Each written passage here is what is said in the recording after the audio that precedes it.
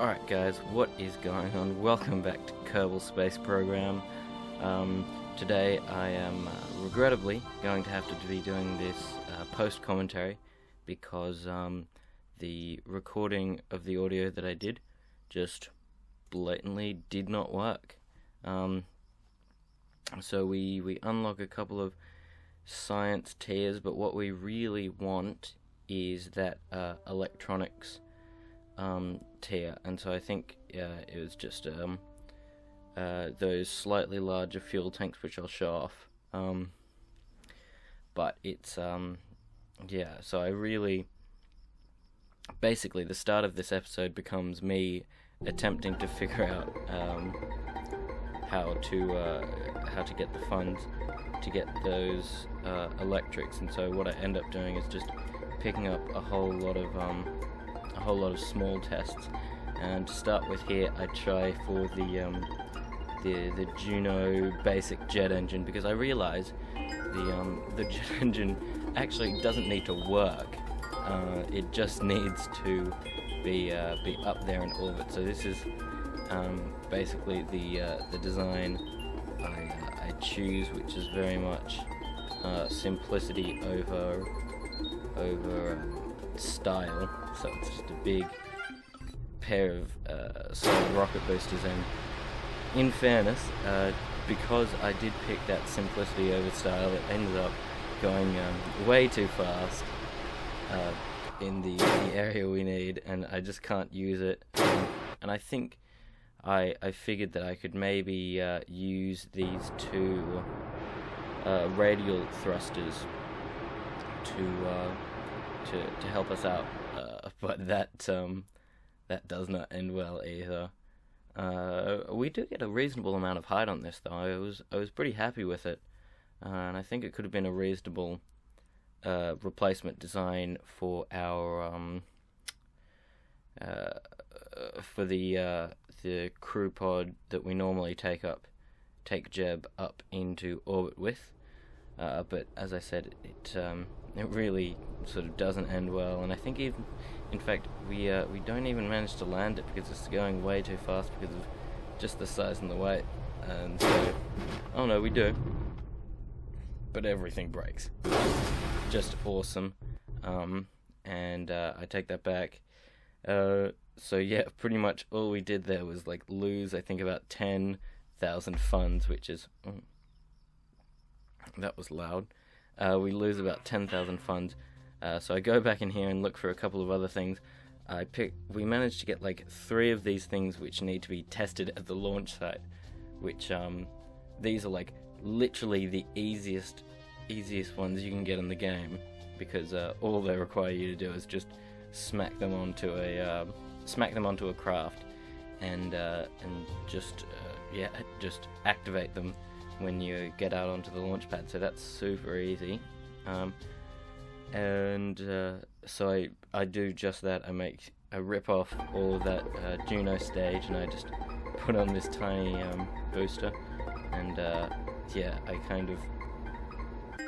I have very little faith that it and would end up getting into orbit. Orbit to even get off the ground would have been amazing for it, but it doesn't do that. So we end up just sort of leaving that. I realized had I been smart, I probably could have used these launch clamps and their testing to also do the moon shot that we do, which is probably not a spoiler, because I'll say that I go to the moon in the title of this video, and in like the last video or the video beforehand, I said that I was going to. This is kind of funny. So I realized that I have no parachute on the top, so I try to land it, and I cut the engine there, and both things break. I'm like, well, that's very disappointing. So I won't be getting those parts back. Which is, I realize, probably why I have so few funds left. And I just end up skipping through this. Instead of recovering the launch clamp, I decide that I should at least fly it first. and so I like skip into this for a couple of seconds, but then we jump out. I look for a couple of other things. I do grab these 2 parachute tests, because I mean realistically the parachutes are going to be like great to try because well, one, they're going to be super simple because the speed requirements are always going to have to be within the speed that a parachute can go and be deployed. So yeah, we can get those pretty simply with just like I use an SRB here because I'm lazy, and I just like throw down the thrust a bit. I do kind of love how I love the sort of plucky sound that the music makes. Oh, this is a totally different flight. Okay, sweet. So I guess we just ditched those. So we jumped into, these are my the first attempts. Oh no, we cut those out as well. Let me. So we jump in here to my original launch of this of the satellite that's going to be going up to the moon, as the title of this video would suggest. You can kind of see that the solid rocket boosters I kind of have on a weird angle, and that's because I really wanted to get fins on all of the cardinal directions, because I figured that would make it a lot easier for me to poke it about, and I really didn't want to use the MechJeb Smart ASS, but I can tell you this was not my first attempt at flying this, and yeah, like almost all of the attempts, what happened was I'd get to this point and then it would just totally flip over because the top was way too heavy compared to the bottom, and that's just a problem of it being too low in the atmosphere, and so because of all of the pressure that is hitting the front of the craft compared to the bottom, even though the thrust is coming from there, I guess it flips around. That's how I kind of rationalized it, but I don't know that is true. The other thing that is on here or there was a bit of a worry in this mission, is of course the electric charge, because like I showed you in the research and development facility, we don't yet have any solar panels, and so all I could really do was put some batteries on this craft and sort of hope for the best. But it does, whilst using the MechJeb, which is essentially cheating, it does have a really nice launch profile, and I figured out that you kind of, once you get to around 50,000 meters, you really don't want to be going straight up. Instead, you want to have tilted over as much as possible, like I am doing here, so that you're getting as much orbital velocity as possible by the time you get to your apoapsis. Yeah, but so this gets a really nice looking orbit on it, and so yeah, I'm just fiddling with the maneuver node. I sort of didn't focus on, I think I might have here, but I tried to focus less on the maneuver nodes the further out I got, and since filming this, I've pretty much completely stopped using the MechJeb Smart ASS. I think it was just a case of like trying this mission for so long. I really wanted to be able to get out there, and so I used everything I could possibly have to my advantage to do it. But yeah, so we managed to boost ourselves into this orbit, I believe. Maybe with just this with just this booster. I'm not entirely sure.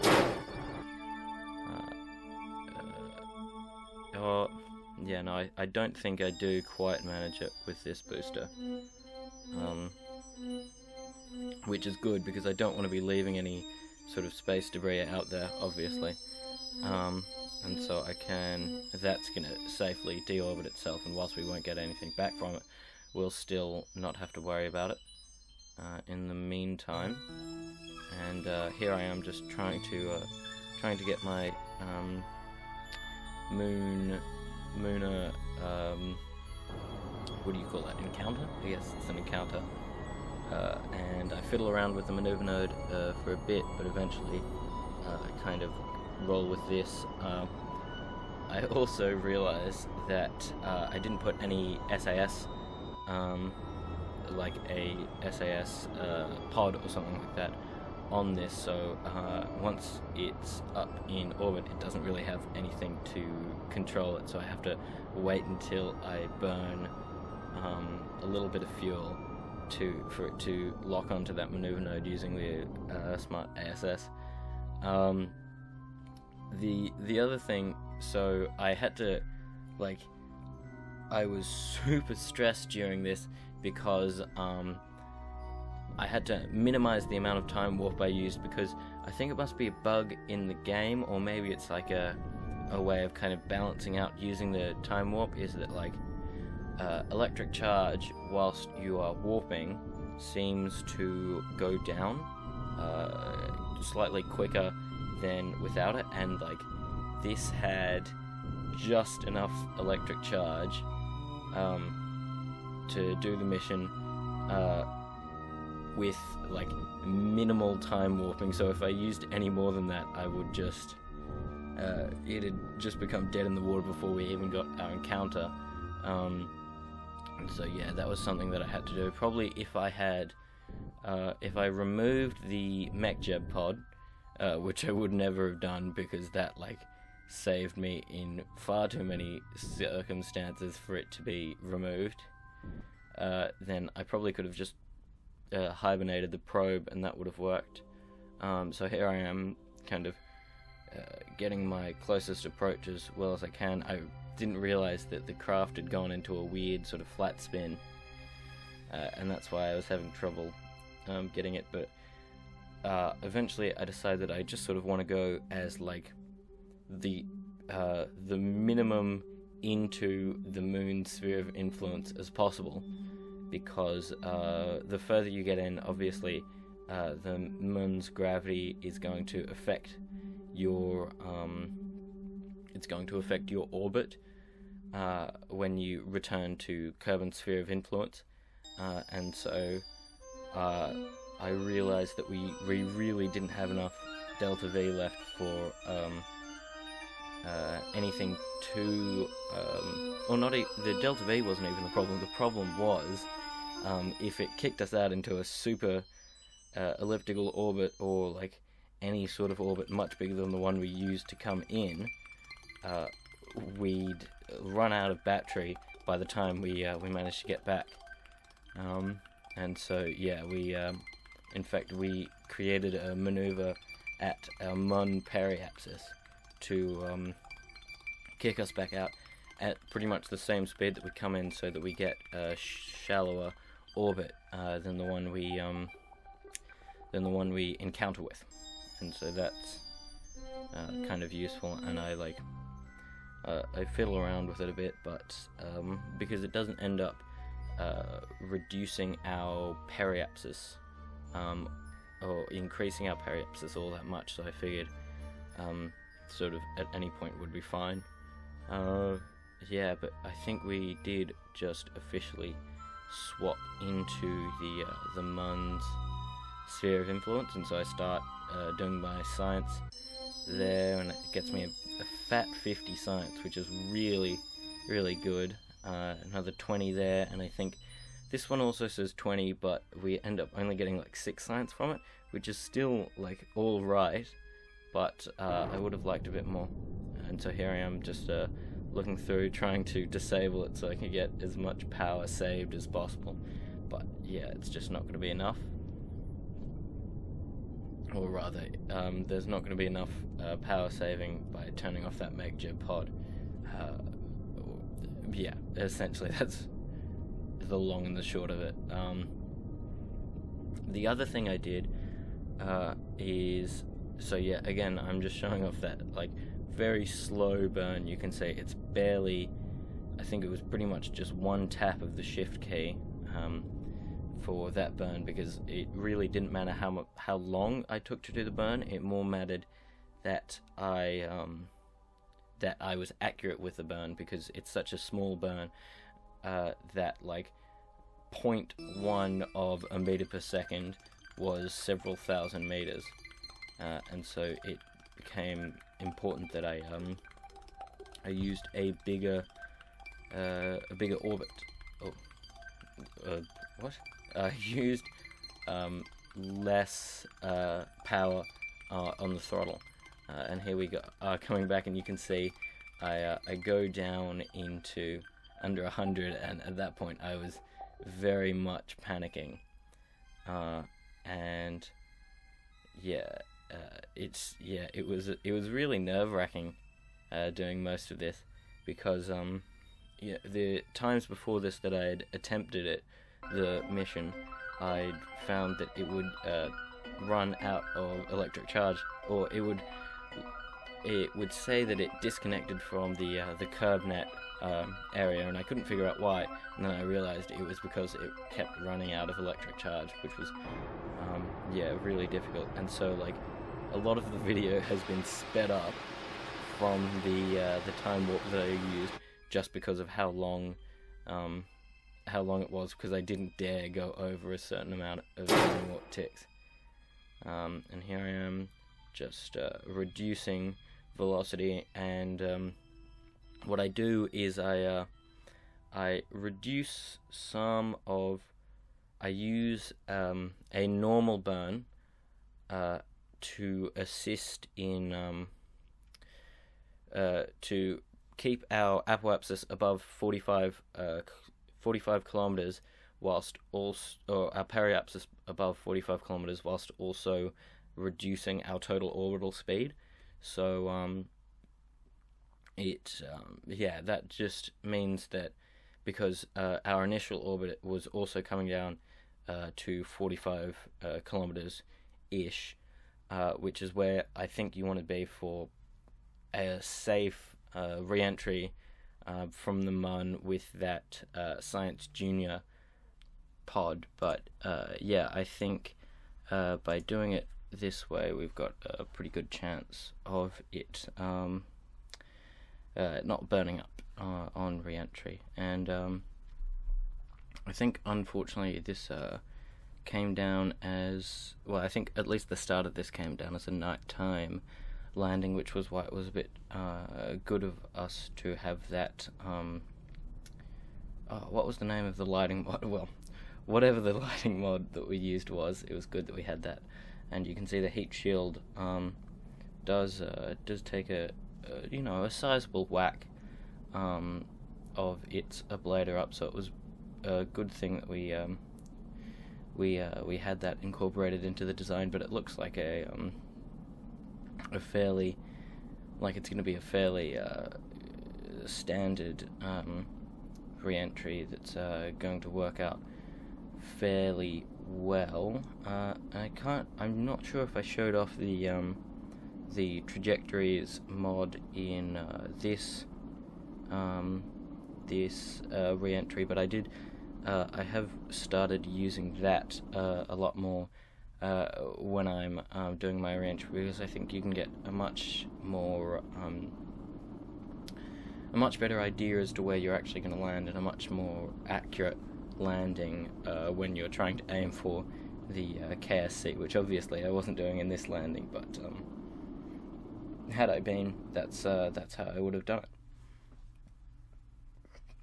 What I actually found was pretty impressive was the fact that antenna doesn't burn off. So I think that must have something to do with where the the part route is, as opposed to where it actually finishes. Because when I was building it, I was sure that upon re-entry, that was just going to burn straight off and end up sort of stranding us.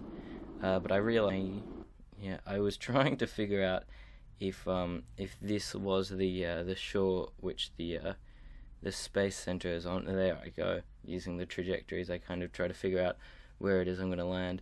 But I don't believe this is the one with the space center, so we won't be seeing that in this landing. I suppose that's the only real thing that means. We don't even end up using all that much of the ablator. I think it was just a case of, if we didn't have it, that Science Junior Bay would definitely burn off. One tip that I can give is, it seems that parts have different heat thresholds depending on whether they are in one state or another. So, for instance, with the antenna, if it was extended, we'd get a lot more heating than it being retracted, I would imagine. But I know that the Science Junior Pod, if that's doors are open, you tend to get a lot more heating on it, and it has a higher chance of popping. So we just make sure we keep that closed. And now that we've gotten under 1,000 meters per second, we're pretty sure this is going to be a good landing. And you can see we've only just got 50 electric charge left, which was perhaps more than I had anticipated having. But if I had time warped any more, I think I probably would have not enough at all. And you heard there that I stage all the parachutes, and I try to figure out why none of them are deploying, and it's because I've not reset those minimum pressure things. So I kind of do that now, and it seems a bit finicky, but we just we sort of keep going down. And I didn't put drogue chutes on this because obviously I have the part constraints to think of, and this one was exactly 30 parts, and there I go, opening those parachutes manually by just pulling down the minimum pressure they require.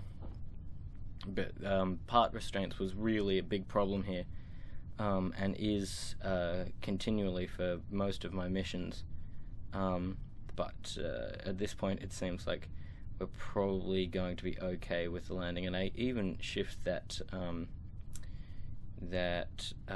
opening altitude to 1,000 feet because at this point I was really hoping that the landing was a success and I didn't have to repeat the mission all over again, which would have been a really big bummer, and would have taken up just way more time than I had to do this video. You can already see how late it is, but yeah, no, that ends up working well, and I do apologize for the video being so late. I eject the heat shield because I want to get as much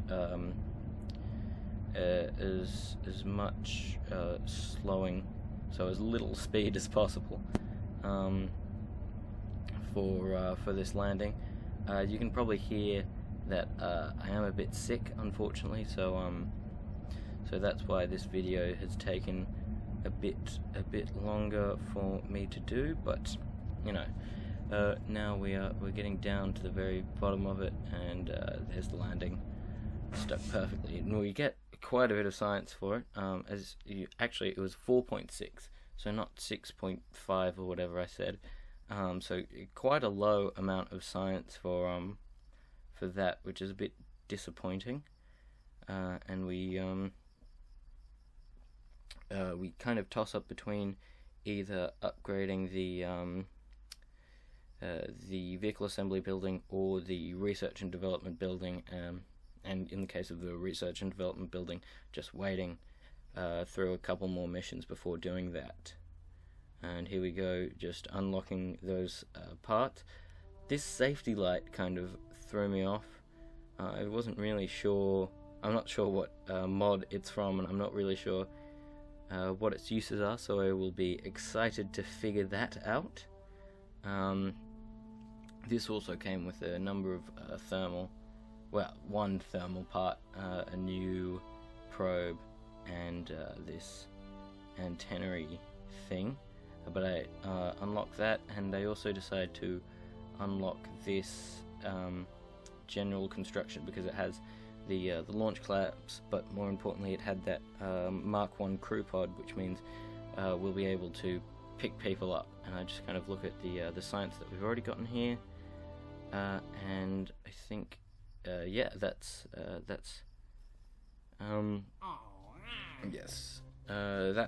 going to be everything from today's episode. So thank you very much for watching.